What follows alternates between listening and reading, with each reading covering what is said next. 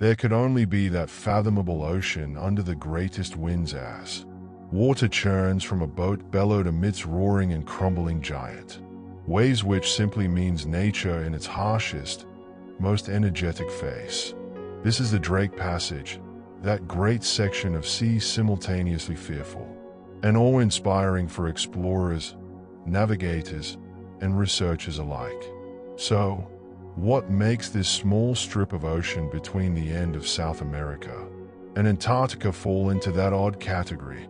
Today, let's dive deep into the Drake Passage, its geography, its history, and why it stands as one of the world's most dangerous places. The Drake Passage is situated between the southern end of South America, known as Cape Horn, and the South Shetland Islands of Antarctica. It stretches about 800 kilometers or 500 miles at its narrowest point and marks the closest distance from Antarctica to any other land. The waters are a pathway between the Atlantic and the Pacific Oceans, but for a more specific reason, they serve as the gateway of the Antarctic Circumpolar Current, or ACC, the world's strongest ocean current. The ACC drains approximately 135 to 145 million cubic meters per second of water. That would be 100 times more in volume than all rivers of this world. When South America and Antarctica separated about 41 million years ago, the Drake Passage was formed. This resulted in the formation of the ACC, which is significant for the Earth's climate regulation process through the distribution of heat and nutrients. However, this unique geography also contributes to the notoriety of the passage. The Drake Passage is notorious for extreme and unpredictable weather due to a lack of significant land masses that would block strong westerly winds known as the Roaring Forties and Furious Fifties. One of the toughest conditions in the world prevails. The waves in the Drake Passage usually range between 12 meters and 20 meters, or about 39 to 65 feet. Sometimes, however, the waves reach higher because of what are called rogue waves, as the wind forces and the strong currents run across a relatively narrow passage.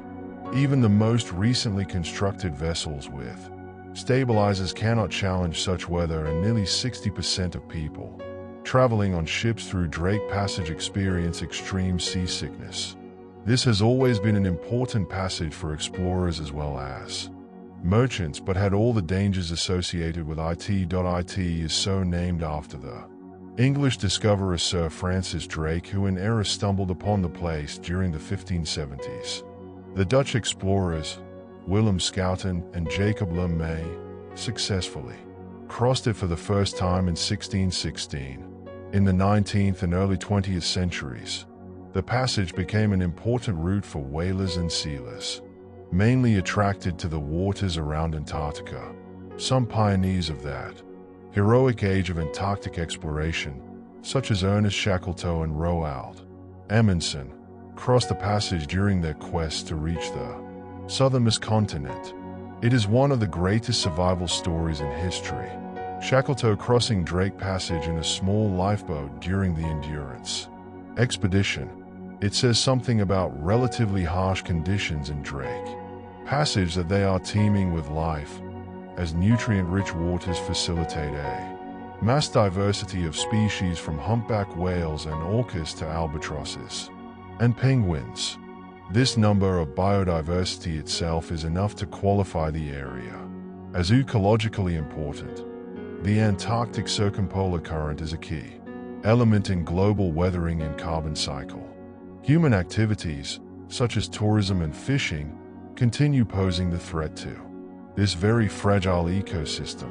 Organizations like International Association of Antarctica Tour Operators promote sustainable practices, but their enforcement in such an isolated region remain a great challenge. The crossing of Drake Passage has, for many contemporary explorers, become a sort of coming of age. Tourist traffic to Antarctica via this passage route has skyrocketed in recent years and topped over 70,000 visitors yearly. before the advent of the COVID-19 pandemic. Most people begin their journey from Ushuaia, Argentina. This is the southernmost city on Earth. In any case, travelers get either the Drake Shake, which is wild seas and rugged waters, or the Drake Lake, as water is unusually smooth. More than adventure, this passageway has served as a scientific research center because the Antarctic circumpolar current is critical information about how heat is distributed on our planet and thus climate regulation. Rich ecosystems in the region are tapped to understand ocean acidification and other environmental concerns. The Drake Passage remains the epitome of nature's raw power and a testament to human resilience and curiosity. Whether it is an adventurer dreaming up expeditions to Antarctica or a scientist unraveling some mystery of our planet, the Drake Passage reminds people of the beauty, danger, and interconnectedness of the natural world. Hence, Drake Passage can be said to be that portion of the most defiant, challenged by human spirits. It is that oceanic stretch which divides the continents but unifies ecosystems but humbles all those who dare cross it.